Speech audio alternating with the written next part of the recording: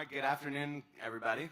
Thanks for being here for this amazing weekend of celebration and community, and a lot of joy in the air last night, and a lot more to go today. So we're all really happy to have you guys, and I'm certainly privileged to have all the folks at this table here with us. My name's Chris Perella. I'm one of the owners of Ardmore Music Hall, and I do the booking here. Hey, thanks. Thank you. We're obviously inspired by the Grateful Dead and the community around the Dead, and a lot of the programming that we do here certainly has a lineage that ties into the Dead. And there's some inspiration directly for myself and my partner, the team of people that we have here. Everything from going to fish festivals, whose background obviously ties into the heritage of the Dead. Sneaking in to see Splintered Sunlight underage when we went to St. Joe's up the street. Just on a personal level, we're fans first, and we present the music second. So it's a real honor to have all of you as regulars and supporters, and means a lot to us that you're all here. So again, it's an honor to have all these people at the table with me, and I want to just briefly introduce everybody, and then we'll chat a little bit about whatever comes to mind. To my right is Scott Shapiro, and I'm going to let Scott speak in a couple minutes and just give you a little bit of a sense of who he is and why he's here, and why he's a huge part of what we're doing this weekend. But it was basically Scott's desire to give back to the Grateful Dead in some kind of a meaningful way that started Unlimited Devotion 2 years ago, and now this is the third year running, and it's gotten a little bigger and a little more jam-packed every year, and it's been a real pleasure for all of us. So Scott's incredible poster artwork collection is on display all around the venue, and I would encourage everybody to definitely make some time to go into the balcony, where there's probably 50 or so incredible pieces hanging and up on the platform over here. Scott's work to share his artwork in some way that benefits the Dead and the Rex Foundation coincidentally led him to a connection with Wavy Gravy, which he can speak to more, but that's part of the reason that we're lucky enough to have Wavy and his family here with us. So Scott, thanks for being here and for everything you've done. To his right, Steve Kimock, who doesn't need much introduction with this crew. We're lucky to have Steve here on a regular basis. He's been here with his band Kimock and Friends and Voodoo Dead and Everyone Orchestra and all sorts of projects, and certainly has collaborated with all of the members of the Grateful Dead, and is just an extraordinary talent and guitarist who has been a part of this community for a long time. So thanks, Steve, and look forward to talking with you here. Matt Butler, to his right, is the maestro and conductor of Everyone Orchestra, who played an amazing set here to close out the night last night. Matt is also from the Bay Area and sort of grew up in the extended community, sort of stemming from the Merry Pranksters and inspired by and friendly with Ken Kesey, and certainly all of the members of the Dead who were in the same music community with him, and has taken a lot of that inspiration to create this concept of collaboration and improvisation with an incredible rotating group of musicians, and it's different every time, and the songs are completely spontaneous, and sort of making history with every show, which will never be seen again. So something pretty special, and again, someone who's been here 7 or 8 times now, and it's a pleasure. Thanks for being here, Matt. Then next is Cameron Sears. Cameron is, among other things, the executive director of the Rex Foundation. And the Rex is the primary beneficiary of the proceeds from Unlimited Devotion, the charitable arm of the Grateful Dead and their families. And Cameron also has a pretty interesting background that I'm sure we'll hear some about. He tour managed the Dead and then became the manager and CEO of the Grateful Dead in 1990, and undoubtedly had some interesting early to mid 90s experiences in that community. He also manages Little Feat, and he is also in the Bay Area and was available this weekend and flew out to be with us. So very happy to have you, Cameron, and thanks for everything that the Rex does. The Rex supports a lot of amazing causes, which I think we'll touch on a little bit more, but certainly a pleasure to be all doing our part to benefit what Cameron is a part of. Last and certainly not least is Wavy Gravy at the end here. And Wavy has now celebrated his birthday with us for 3 years running, and does not appear on the East Coast all that often, also a Bay Area, somebody from the Bay Area. And so he has family here, and again was sort of tied into this coincidentally at first and integrally now.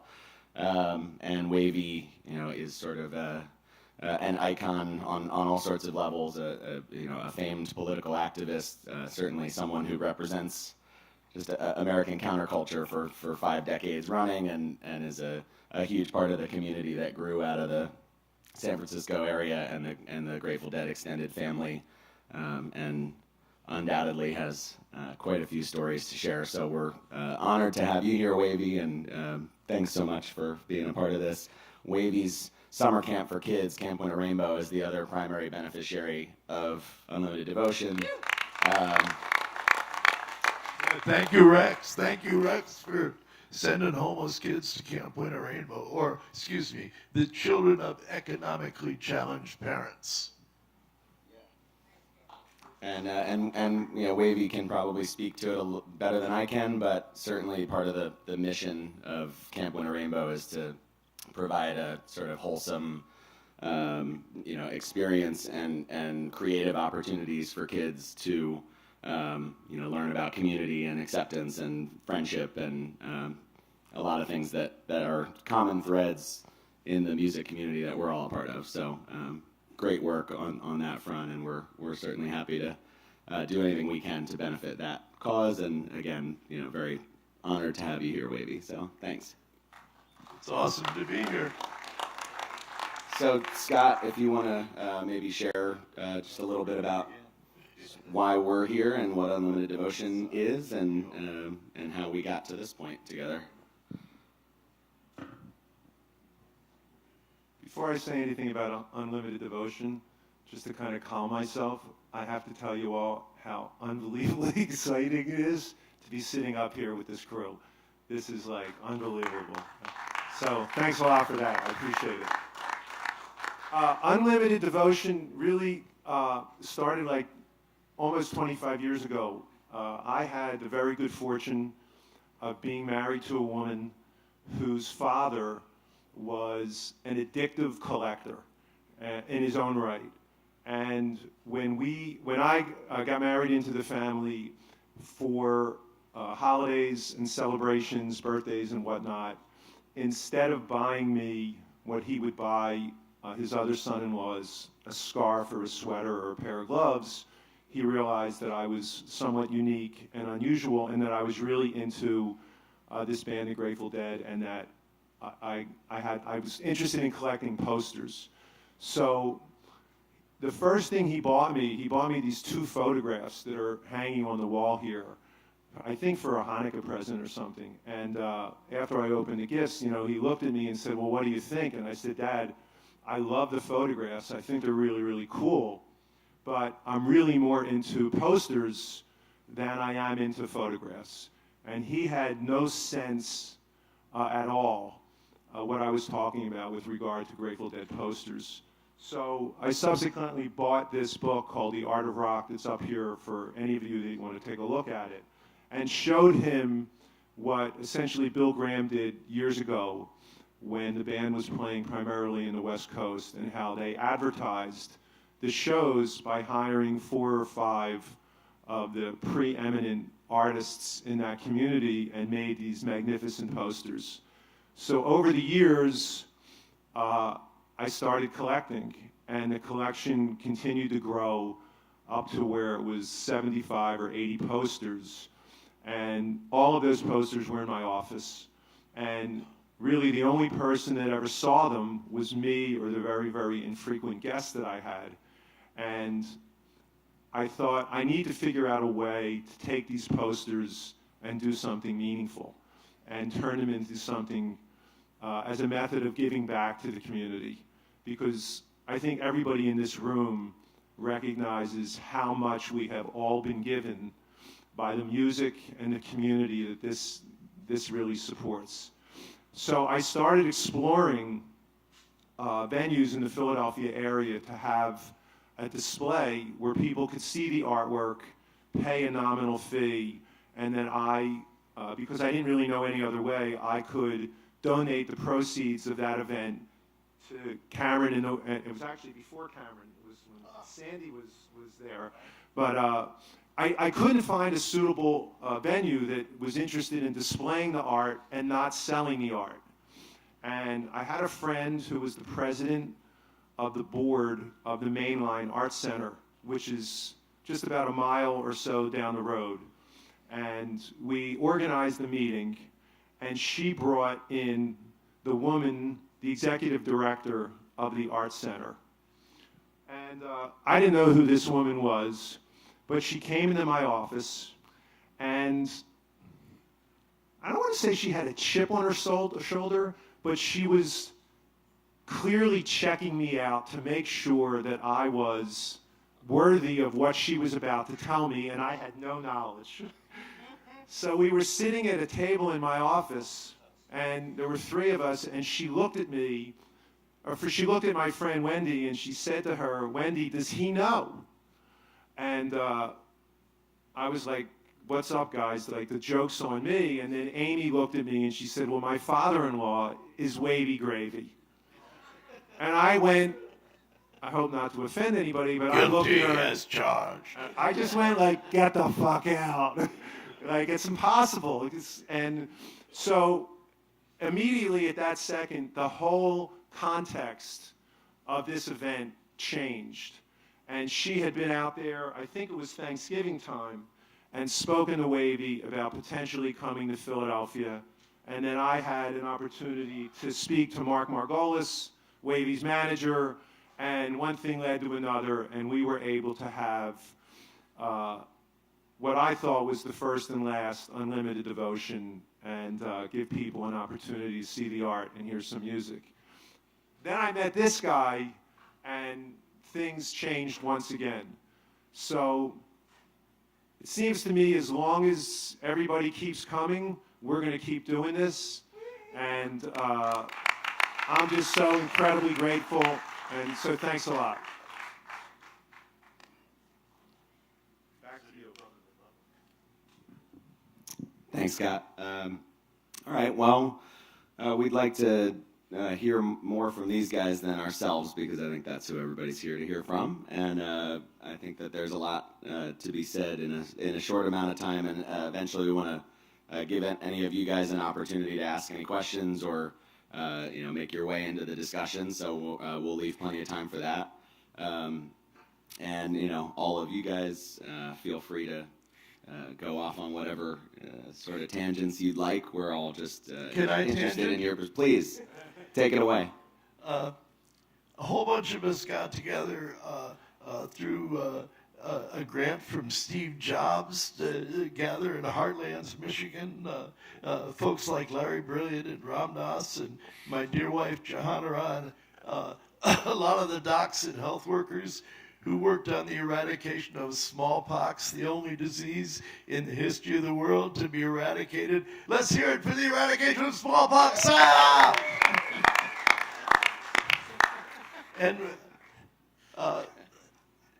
Larry Brilliant's boss, Nicole Grasset, said, "Larry, we must do something about this blindness. This 80% of the people in the world that are blind don't need to be, and 80% of them can get their sight back for about $5 or $10. And so that was the beginning of Seva, which is a Sanskrit word that means service to humankind. And so it was my job to figure out some way to get the Grateful Dead to do a benefit for Seva. So I went to Detroit and got on the plane, and who should be on the plane talking about kitchen synchronicity? The Grateful Dead. And they didn't have parachutes. So I started on the drummers, and of course they agreed to do the show, and by the time I got off the plane, everybody was on board. And we're doing a show in Oakland at the Kaiser, and Bill Graham didn't know it was a benefit. Why am I the last to find out about these things, God damn it? So I'm backstage with Steve Parrish getting delightfully altered, and Bill shows up and hands me a note, and I open it up, and it's a check for $10,000. I said, Bill, why are you doing this? He said, because you did not hit on me, my friend. So that was kind of the beginning of it all.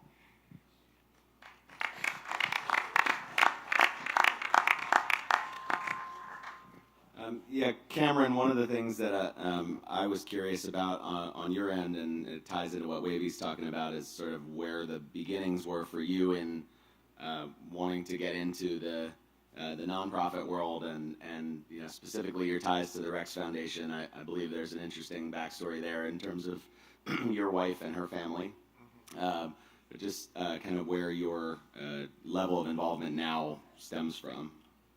Well, I've always had a strong affinity for the band. I was a fan, you know, before I started working for them, going back, you know, into the early mid-'70s, and was well aware of their philanthropic ways and community-driven initiatives and so on. And I was working as a river guide in Central California, working to protect a river, and I wrote the band a letter encouraging them to come on a river trip with me to be introduced to water politics in California.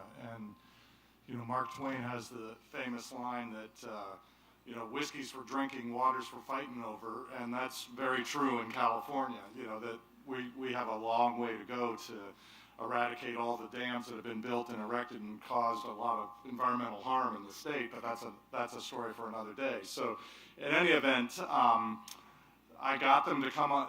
One day, Danny Rifkin, the then manager, called me up and said, "Hey, Cameron, I got, you know, 25 people who want to go on this river trip with you. Can we still do it?" And I said, absolutely. And none of the band came initially, but a lot of the people from the office came, and Danny and I became fast friends. And I think we were in the first or second round of Rex grants that were doled out in the early 80s, and we ended up protecting this stretch of river. And you know, I ended up shortly thereafter starting to work for the band because they said, well, we need somebody who can herd the cats. So that was my job initially. And, you know, it was just a great moment in time. And, you know, funny side bit was that one of the people that I did a lot of trips with was a guy by the name of Bill Newsom, whose son is Gavin Newsom, who's now running for governor in California.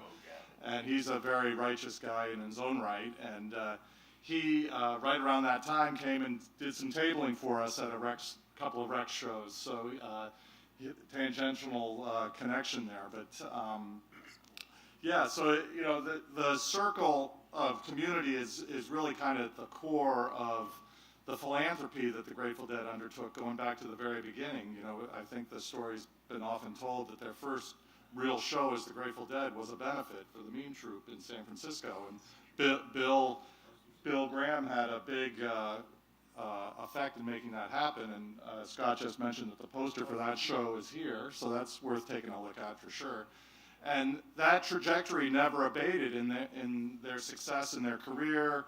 You know, the community was always a pivotal part of what they did, and it's how they ran their business, it's how they looked at the world, it's how we all, I think, look at the world, and why the sense of giving back is so important. So when you come to a place like this, where somebody like Chris and Scott come up with this idea, it just further emphasizes that sense of community driven by the music, which is really one of the unique aspects of it. And, you know, Rex, I'm happy to say, is still thriving. You know, we're close to giving away over $10 million in our history. over 1,300 grants, so we're thanks to you and everybody else who's helped support our work, we've been making a great impact. And, I think one of our first grants, Wavy, was to Camp Win a Rainbow, and we have continued to support Win a Rainbow. Win a Rainbow is one of the only organizations that's gotten repeat grants from the Rex Foundation. I don't know if you guys know that, but yeah, we don't typically re-grant people, but we believe so strongly in the work that John and Wavy are doing that whenever it comes up, it's just kind of rubber stamped and we move right on to the next, because we have great respect for what's going on up there. So. And I guess, Matt, I'm also similarly interested in sort of where your background and interest lies as far as the connections you have with the nonprofit world. I believe you sit on the board of the Rex, if I'm not mistaken. Yes. And that's kind of a happy coincidence. Matt would have been here with Everyone Orchestra anyway, so just yet another cross connection there. But also, so much of what Everyone Orchestra is about is centered in community, and there's so many musicians who take part in it who are thankful not only, I think, for the opportunity to just express themselves with a blank canvas, but also to interact with musicians that they don't normally interact with, and not in a lane that is predetermined, playing a tribute to this, that, or the other band. And so there's obviously a very open sense of community, and I imagine that is not coincidental with your tie into the Rex and the nonprofit world. And I'm just curious about kind of where all that lies for you. I'm not exactly sure what your question is. Me neither, but I think you got it. But I'll go all the way back to my first impressions of the Grateful Dead. I grew up in Eugene on the U of O campus, and whenever the Dead would come to town, the whole landscape of the town would change. And my parents were Republicans, but at the time, very Eugene Republicans. So pretty open-minded, but the Grateful Dead kind of was a scary thing from my young eyes. And I had this friend in junior high, this really cute girl that I liked a lot, and her name was Sage Scully. And, so what is your... And I always thought it was Sage, and she had a group of friends that were kind of, very interesting and intriguing, and I think Annabelle would be visiting sometimes, and there's a number of other Grateful Dead family, the management and the band, all kind of grew up, or they kind of shifted their families away from the hubbub of the Bay Area a little bit up to Eugene. So that was kind of my first inclination, or one of my first memories of Sage going, well, my dad kind of runs the Grateful Dead, and I thought, oh my God, that band, that cult that comes in town. So. All full circles, so many circles. My connection with the Rex Foundation came about simply because the nature of Everyone Orchestra, I work with so many different musicians. I happen to be kind of in a unique position that Sandy Sokot, who was the executive director at the time, and I believe a few other people on the board just thought it would be good to have another musician in the mix of the conversations, because the other musicians, who are Bob Weir and Mickey Hart, while they do chime in and participate, they don't necessarily show up for all the meetings or are aware of all the happenings, but they're always a big support. But so I believe I'm coming up on 6 or 7 years of being on the board, and it's been it's a great community. The board's a great mix of people in the industry and out of the industry, fans and friends of the Grateful Dead community, and it's a super thing to be a part of. And I've been on the board long enough to see all the different scopes of the benefits that happen, and what you guys have created is amazing here. And I think the board can see that it could just continue to grow, and it's kind of why the Rex has resurfaced after Jerry died. It's like there's a purpose of the Rex. It was bigger than just the band. It was the whole community had this idea that this is the giving arm, or the intentful arm of the Grateful Dead community. So it's cool that you guys have taken the reins on this part and giving back in this way. So it's exciting. So thank you for that.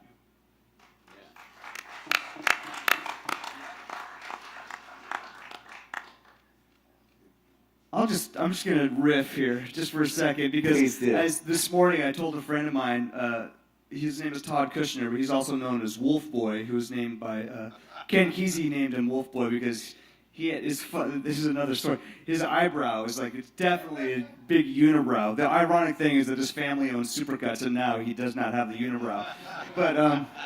But he sent me a picture of my band in the '90s was Djembe, and we had a close relationship with Ken Kesey. He was the introduction to Djembe, into Cameron, into the whole Grateful Dead world, as Kesey kind of embraced us and kept on telling people we were going to be the next Grateful Dead.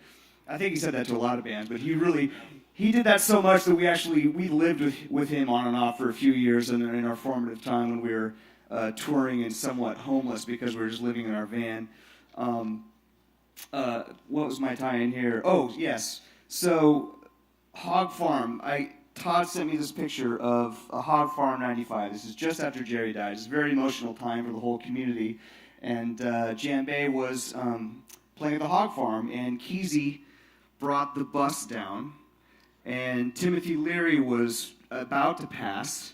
He made his way up to the event miraculously, and during the Djembe set, Kesey drove the bus with Wavy and Timothy and all the pranksters and I don't know who else was on that thing through the crowd. I mean, this is like definitely not to code. Like a soft, feel this big bus coming through, and then they jumped on the stage and we did Gloria together at the Hog Farm, and that was one of the pinnacle moments of my musical career at that point. And later that weekend, my wife and I fell in love, and now we're still doing it. So it was a good turn of events, the whole thing. So that's my tie-in to Wavy and the Hog Farm and the whole deal. I wrote a haiku for Ken when he passed. They say Kesey's dead, but never trust a prankster, even underground. Perfect.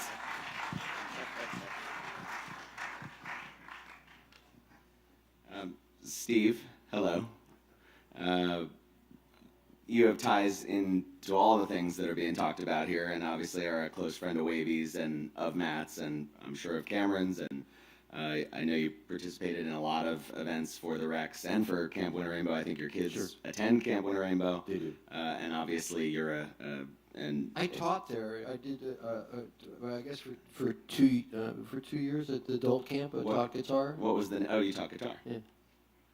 It Like? is wholesome. It's a wholesome place, man. If you haven't been there, you should go. It's up by. It's up that way. It's not as far as Eugene. I think it's the other way. Yeah. Well, whichever way. Speaking of Eugene, why did the hippie move to Eugene? Why? No work. Right. Right. Yeah. I remember the first time I was there, I was like, oh man, this place is frozen in the 60s. It was pretty cool. Yeah, what was the question? Whatever you'd like it to be. Oh. But basically, what is your tie-in with all these folks and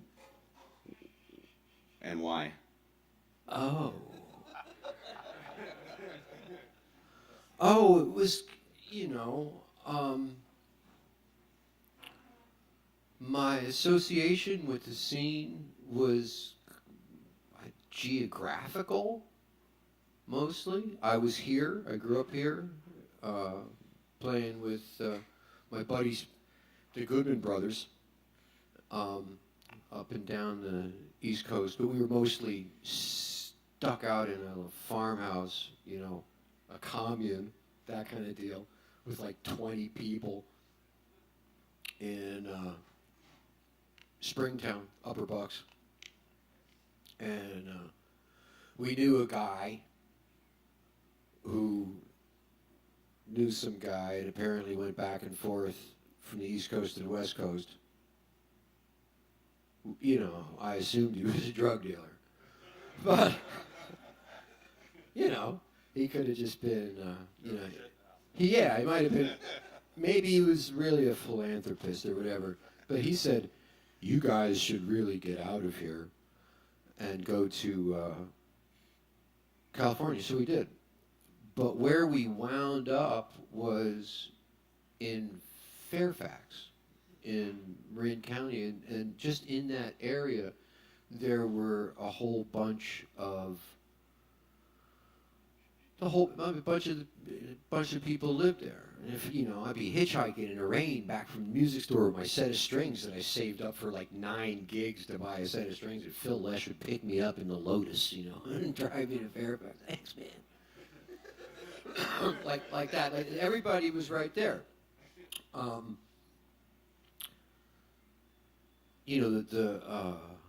I guess the first person I met in the scene was Howard Danchek, because right up the street from where we got our little house in Fairfax, he was working with Hot Tuna at the time. The Hot Tuna truck was down there with all that psychedelic worm kind of painting on it, And we met Howard. We worked together to this day. So basically, I fell into the thing by meeting crew, and because I was a musician just in the area, in a place where you'd run into musicians, kind of hooked up, and it was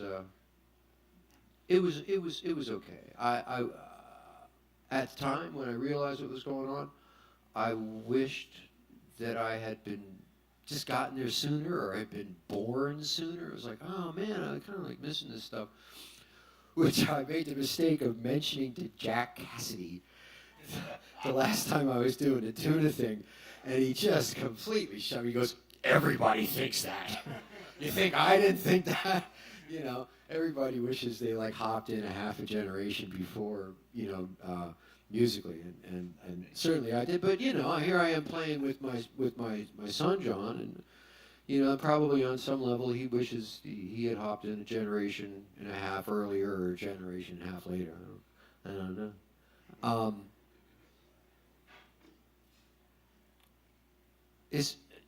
Should we? Sure. Should we do like some like more specific kind of question thing? But that's how I got into it. I will make one comment on everybody's comments so far, because this has come up a couple of times. The idea of giving back, right? And there's also we touched on the idea of hippies. That there are hippies there, or there's some kind of community or something like that. I did not grow up thinking I was a hippie. I was kind of East Coast. I imagine you guys are kind of East Coast yourself. Things are kind of provincial here. There's neighborhoods. So however you look at the things are kind of ghettoized in a way. It's like, here's these people, and here's these people, and here's these people kind of thing. And I didn't even, we figured we were freaks. We didn't think we were hippies, which there was some distinction in my head about that, and I saw those Grateful Dead kids, and I thought, those are hippies, I thought they were all synonymous. No, man, it's a different thing. It's a totally different thing. I think maybe it might have been, we were just like, maybe more like greasers than hippies exactly, because it was, push come to shove, it was about the car, not about the band, So if I didn't play the guitar, I would be the guy with the mullet and a Camaro with 3 different color fenders, And I'm totally proud of it, but but the giving back thing, from the perspective of somebody who kind of grew up as a juvenile delinquent mostly, the idea that there would be some, that you would feel compelled to give back to anything was like, no, fuck you, nothing. I got nothing, you get nothing. At the same time, the scene and just the expansion of it and the depth of it, the Grateful Dead largely in that California community. There was a sign coming off the good bus further that said, nothing lasts. And Just speaking of nothing. speaking of nothing, nothing lasts forever. And it was obviously so much a part of the scene that even for me, without it being spoken at all the stuff that I've done, with those guys or around that community has been totally in the spirit of giving back. I feel there's no way that I could do enough to pay that back, either as a musician or a person in any capacity. I'm happy to serve that because I see how it serves so many people's lives in a positive way. Okay, next. By the way, nice to have a Pennsylvania boy on stage here with all these Californians. So, Well, if I could riff a little bit on what please. Steve was saying, I think, when you look back at what took place in the civil rights movement and the anti-war movement and what was fostered by things like the Whole Earth Catalog and an alternative view of the universe, and the group of people that started at the epicenter of that and then kind of expanded out to where we are today, there's still a strong connection to those that philosophy, and it appeals to a lot of us, I would assume, in this room, and it does start with community, and community, is based on helping your neighbor. It's based on volunteering at the library or at the kid's school, and not all giving back is necessarily has to have a financial component to it. You can help somebody up that's fallen down, and that's giving back, in a way, and that heart space that you open up when you do it is really the reward, for everybody. I think the first time that I really worked with Wavy on anything was with Shams, actually, when we did the Spirit of Service conference in the early 80s. And the whole idea, the premise of it was that in giving service to your community, to others, to your loved ones, to people near you that you may not even have a connection with, you benefit from doing that. And that's the real gift, and that's why this community continues to thrive and grow, because that's what we're all about. When you guys play music, you're giving a gift to all of us in the audience, and we take that and go places with it. Well, the music, it just, on some level, the music, as important as it is to me, and it may be the most important thing in my life, next to the kids, but it's 1% of the gathering. These things that we do are 99% social, and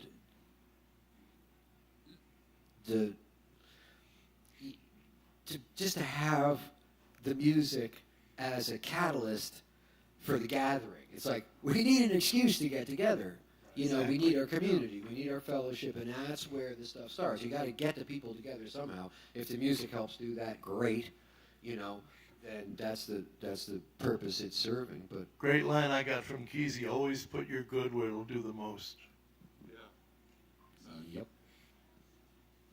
Well, the Rex, our events, our fundraising modality is really event driven, and we struggle with that a little bit just because, that in and of itself may not be enough to sustain us long term, but it's what gives us the greatest satisfaction in bringing people together like we are today, tonight, last night, because there's a joy that comes from that, and then that can then extend to the community giving, if you will. That joy is essential, I think.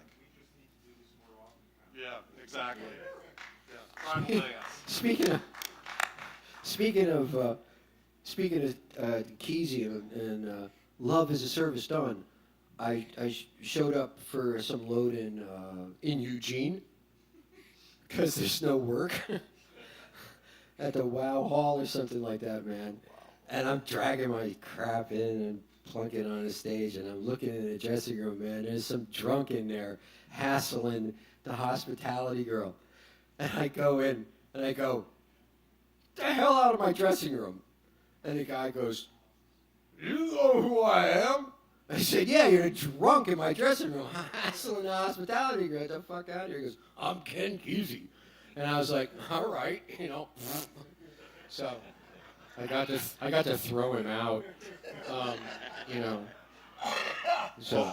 Well, we used to loathe, sometimes when we'd get up to Eugene and Ken would come up and, everybody, the band would always say, "Don't give him the mic, whatever you do, and it's like it would take a flanks of us to kind of keep him from grabbing the mic, because once he had the mic, the gig was lost. We had to really struggle with that sometimes. Yeah, you gotta watch out for Babs also. Yeah. Yeah, he was in charge, except in my dressing room. So I think as a fan, obviously, Jerry Garcia and Bob Weir and some of these folks are sort of untouchable or larger than life. But for whatever reason, I think Ken Kesey, for example, is a little bit more larger than life, because it's just really hard to wrap my head around what it could have possibly been like to spend time in that world. And you were at a gig where a bus full of Ken Kesey, Timothy Leary, and Wavy Gravy drove into your stage, which is hard to understand. So what was it like to know those people? Again, an introduction to Ken Kesey was my mom was a founder violinist of the Eugene Symphony, and they would do a fundraiser called Battle of the Batons, and Kesey was one of their celebrity guests. And he was definitely sometimes he was brilliant, sometimes he was kind of belligerent. It's like there's different Keseys that you would get.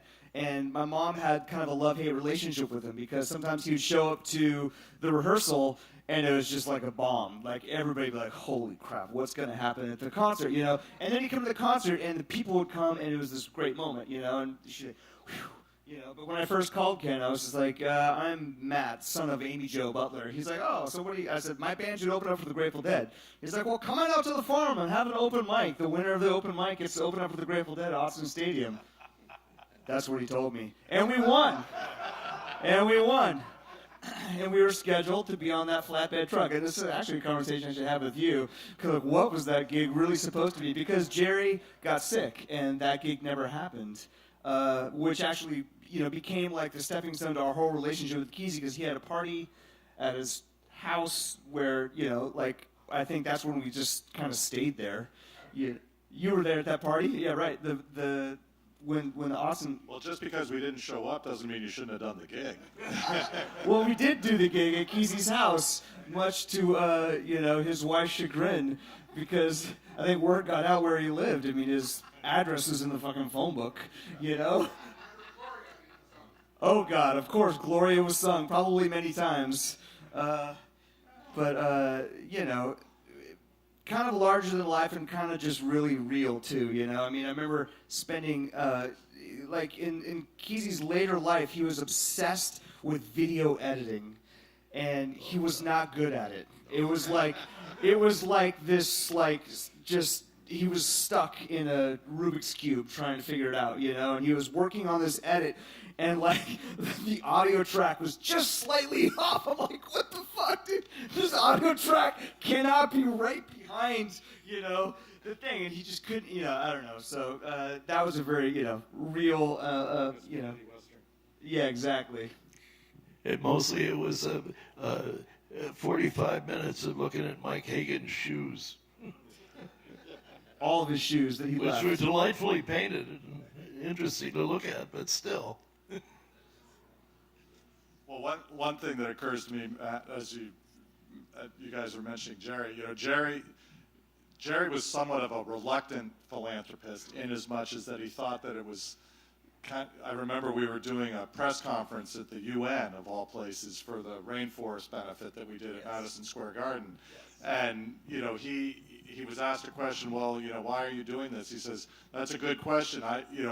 Why are we doing this? It's because people who should be doing it aren't taking care of business. And we are now in the reluctant position of having to do this kind of work, where the people that we've entrusted to do it have abandoned ship, essentially was his message. But as a result of all the stuff that he did, I don't want to make it seem like he didn't want to do benefits. He was the first one to say yes, every time.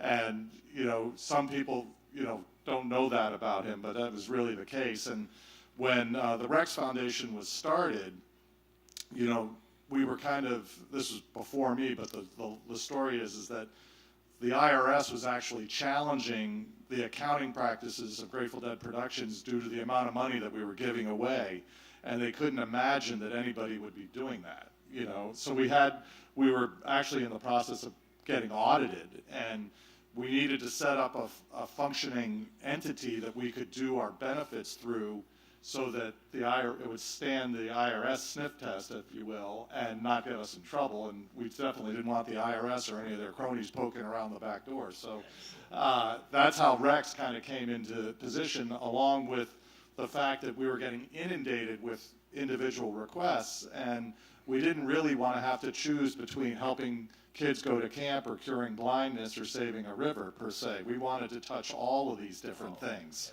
And so our modality is a little different in that some people have great success working on a targeted issue, you know, curing blindness, which Seva has done incredible work on. We've taken a slightly different approach, and it's more of a scattershot where we give out small grants in no larger increments than $10,000 to as many people as we can.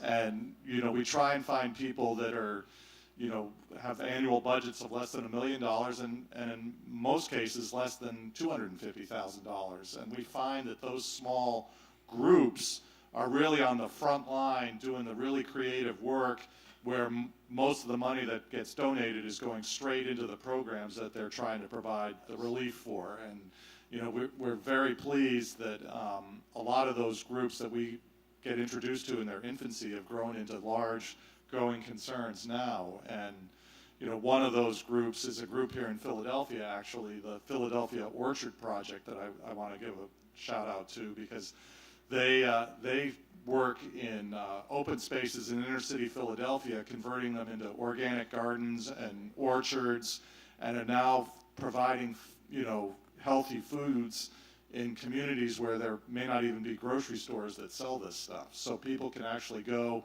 and pick the stuff themselves or buy it at the farm stand right there. And I encourage all of you local folks to check out the Philadelphia Orchard Project. They're doing some really amazing stuff.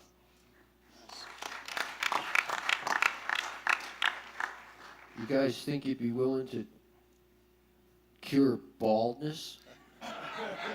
You think that'd be like kind of a pet issue, you know, for the whole 60s crowd, you know, we're all losing our hair and shit. If you wear a red nose, we would, yeah, for sure. You know, I would just like to note how much hair is on the collective heads of the gentlemen at this table. Well done, everybody.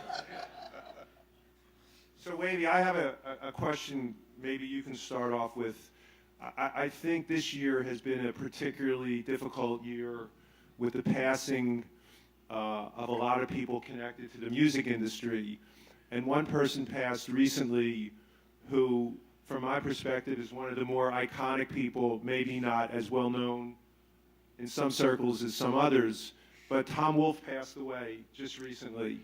And he was the person who essentially chronicled the life of the pranksters back in the day. And I thought maybe Wavy might have something interesting to say about that. Well, he was very kind to us, because his honey of the moment was mom of one of the hog farmers. So we got to park our bus outside of Tom's house and go inside and take showers, which I'm forever grateful, because we did get funky. And he was always very, very kind that way. And a genius, too, to boot, yeah? You know, one thing, Kesey would always mention Tom as being kind of like from a different planet. Yes. Like he was the one guy that could hang with the pranksters, but he definitely was not a prankster. But he didn't not fit in, you know. So he somehow was there apart, but the other. He had a hit of acid on his bureau, and he would look at it, and I'd say, "Go on, Tom, take it." And he'd look at it, and he'd start to perspire, and he never took it. But he wrote about it. And how the electric Kool-Aid acid test came about is he would get reporters that would send him things. And not only that, I got blamed for putting the acid in the Kool-Aid at Watts, which is nonsense. Owsley did it. But I still have little old ladies beat me with umbrellas because he said I did it. But no. I do wonder what became of that hit of acid on his bureau. So I guess before we get too much further on here, I want to see if anybody in the crowd has any questions or things you're curious about, anything you'd like to ask any of the guys here. Feel free. We've got an extra mic, which one of us can run over to you. But if anybody has something you'd like to chime in with or share, please feel free. Camp Winter Rainbow is a circus and performing arts camp that we run for 40 years. 700 kids this summer. Kids learn juggling, tightrope, trapeze, unicycle, tall stilts, theater, dance. I call it survival in the 21st century, or how to duck with a sense of humor and a lot of compassion. How's that?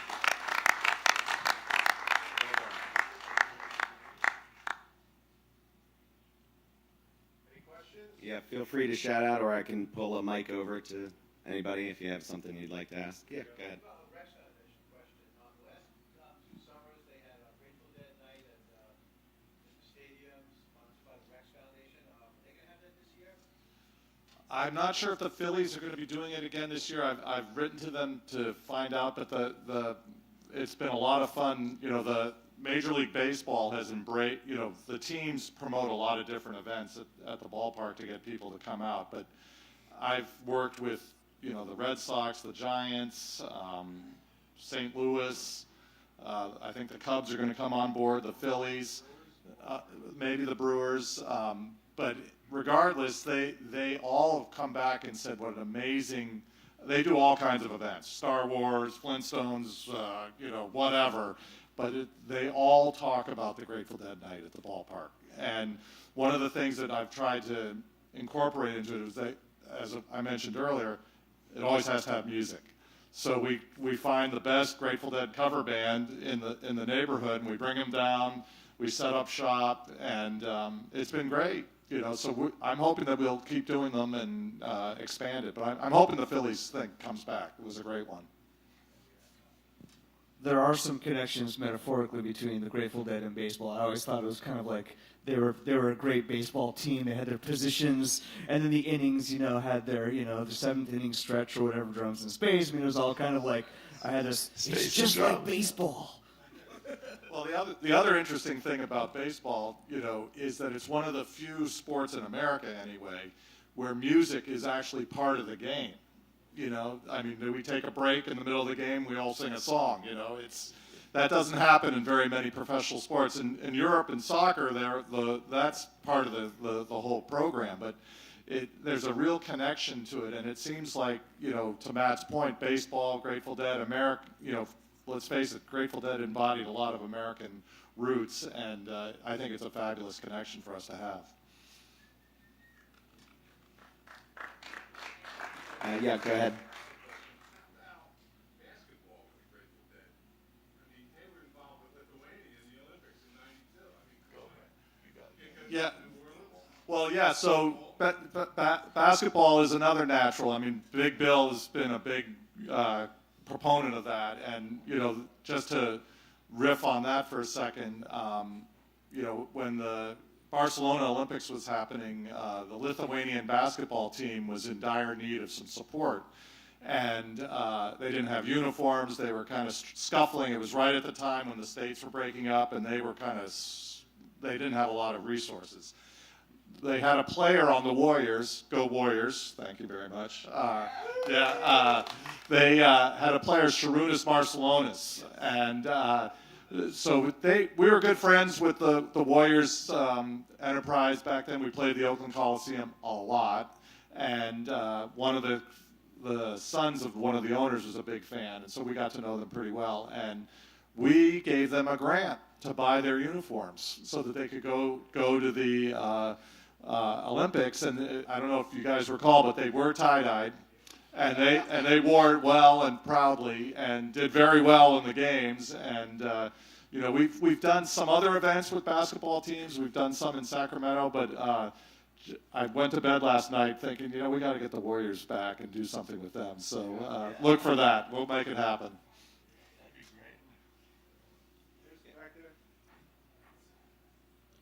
great. There's a mic over here if you'd like to use it.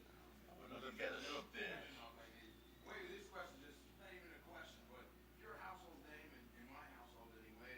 My daughter went fishing today, is what she told me, so I had to bring you on. But I just wanted to know if you would recite a few haikus for us.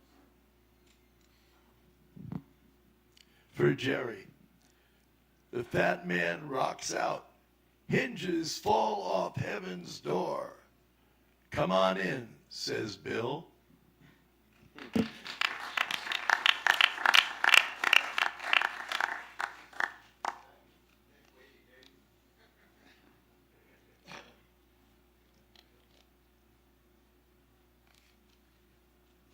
And if anybody else has something that pops into mind, just wave us down. Over here, yeah.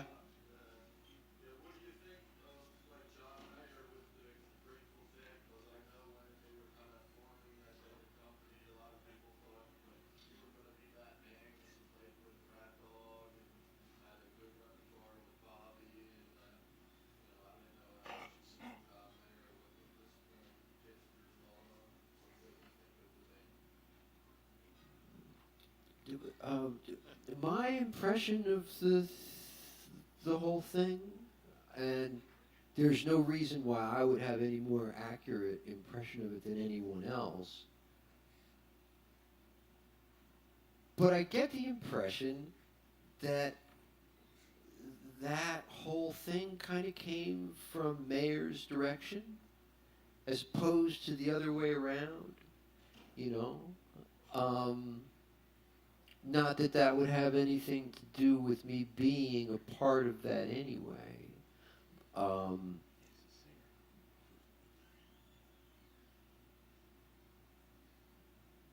I've played with him a couple of times with Weir, and he's a good dude, and he's a lot of fun, and I'm glad those guys are doing well. When in that whole post Jerry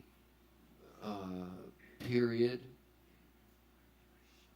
the whole having to be stuck anywhere near that kind of role always sort of felt like gum on my shoe. It was like, oh, this is a mixed blessing, isn't it? And all I really, wished for those guys was that as many of them as could possibly be gotten together would get together and get out there and keep doing their thing, because I would again, your impression of any of it is as good as mine, but I doubt that Jerry would have thought, hey, look, I'm going to die and you guys all go on long alcoholic vacations. He probably didn't think that. He probably thought, probably best to stay working. And they have it, so that's good. If I could just chime in just from a kind of a fan's perspective, because I've seen that band now a number of times, and every time, the boys walk on stage and I see Mayer standing in that spot, it's weird. I mean, it's just weird. It's just, there's a lot of history there that just doesn't seem to fit. However, the music is evolving. We're all evolving. We're not where we were 40 years ago. They're clearly not where they were 40 years ago. And I think the one thing that I've learned is this music, this body of work is immense, and it needs to continue, and it's likely that it's going to continue for 25 or 50 or 100 years. I think people are going to be playing China Cat Rider in some format. And the fact that Mayer is now the guy, the guy is good. The guy can play, and he's embraced this music. And one of the things that's exciting for me to be part of this is I have a chance to stand up there and then look out over the audience and see the happy face. And, just being at what used to be the Tweeter in Camden last week. If you look out at those 16,000 people, there's a lot of really happy people in that building. And at the end of the day, that's Yeah. you know, that's what it's about. Exactly. That's a good thing. Although honestly, I thought Kreuzman would have dosed him by now. I really did. I don't get what the problem is, you know. You don't think he has it? No, man. No. Well, No, I tell you, there's something about what those guys did that's it's literally indecipherable without some kind of psychedelic background. You have to have at least some of that. You know. Well, it's interesting when Jerry died, you know, we were all trying to figure out, well, what do people want to do? Some guys wanted to sit out, you know, some people wanted to get right back out on the road. Bobby and Mickey certainly did. But at the time, there was a lot of conversation about never doing it again, you know, and my advice at the time was to say, you know, let's not rush into that conversation necessarily because it's too raw right now, and the hole is too big to even contemplate filling it, really. And then the conversation kind of shifted, well, if we were to fill it, then we wouldn't want somebody to just mimic what Jerry did because that wouldn't be what he would want, you know, because he was very much of a mind that you got to go and create for yourself and take it places that you couldn't imagine it going necessarily, and it certainly has done that. And I think he would be very gratified on a certain level about the progress that has taken place and the fact that all the guys have kind of created their own version of what that space that they all occupied collectively has meant for them. And, you know, what Phil's doing is very meaningful for him and successful in its own way, and his interpretation is a little bit different than what Bobby, Mickey, and Billy are doing, but equally valid for both of them. And I think it's a testament to the songwriting primarily, the songs that Jerry and Hunter came up with, that they can morph into all these different things. And even back in the day, nobody from a fan perspective thought that anybody else could really do what they did, you know, to quote Bill Graham in a way. And yet we found that not to be the case. And I'm amazed when I do these baseball nights, when I listen to different bands, how great they really are. I mean, Splintered Sunlight being one of them, you know. I mean, there's a lot of really great Grateful Dead cover bands. I hate to use that term, but they are interpreting it in their own way, and the most important thing is that they feel it, you know, and we get to feel it as a result. So I think it's a very positive thing, really. And the acid is also in the oranges.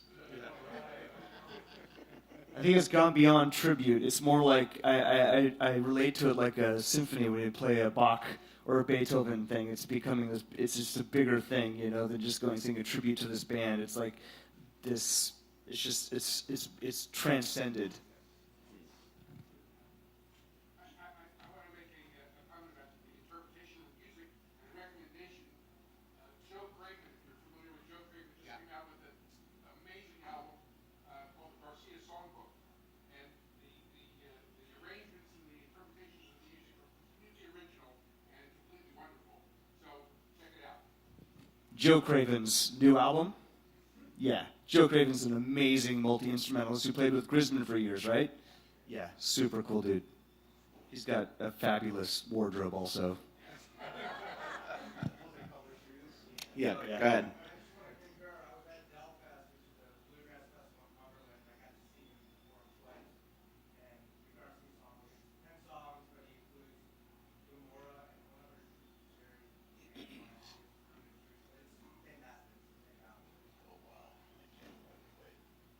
Quick question for Scott. As you know, with the beautiful posters, love seeing them. What do you think and how things evolve with the new posters with all that hologram foil and kind of like state-of-the-art printing? Kind of, to me, changed the whole poster industry in rock for the most part. We're hearing all these new artists come out, and it's really cool. What do you think of the new posters? Well, I mean, most of the stuff that I own was produced to promote an event. It was really before merchandising. You know, there wasn't a half a dozen or 10 booths, you know, around the venue selling T-shirts and hats and posters and whatnot. So, I mean, Graham had a unique perspective on hiring the best artists that he could find and promoting in coffee shops and bookstores and whatnot in the Bay Area. So I'm not as enthusiastic about what's happening today because it seems to be coming from a more commercial. I mean, they had no real intention of selling this stuff when it was produced back then. So the only things that I'm really kind of involved in are like maybe events that I've been to where I have a chance to kind of get the friends and family piece that's not at the merchandising booth but any of that mass-produced stuff, I'm not really like looking at it. And really, I don't know much about it. Does the Fillmore still give out posters to most of the shows? Yeah. That, It has to be a sold-out show.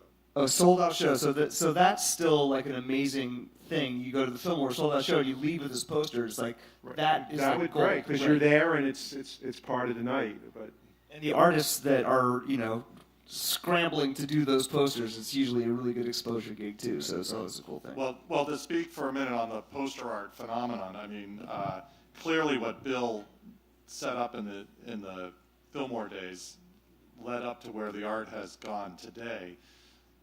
The artists at that time did not necessarily make a king's ransom on their poster art. You know, in fact, they made very little. And I think that the poster artists today have monetized it in a way so that they can actually have a career doing it. I mean, Mouse and Kelly and Victor and, you know, others, Rick, they were on the verge of being able to take advantage of that, but they never really were able to benefit to the extent that they should have from the art that they generated, you know. And so the fact that young people are now taking it to another level, I mean, I think some of the stuff at the merch booth, you know, limited editions and stuff like that have a higher collectability, and a lot of the posters of today, of yesterday, had collectability because of the historical significance and the visionary art that it transcended. So I don't know. I don't know that there's a right or wrong answer, but I think we all want to see the artist become successful. That's Yes, for sure. indeed. And with Seva, all our posters, the sale go to help people on the other side of the world not be blind anymore. So something to do with the art. So we're going to wrap it up.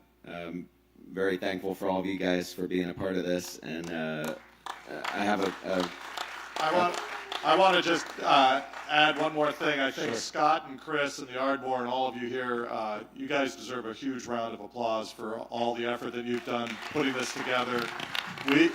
A round of applause looks like this.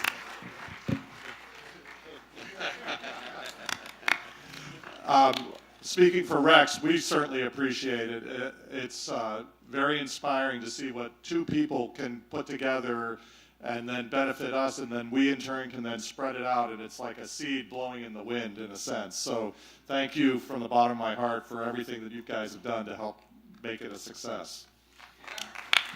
Thank you. And one last quick question.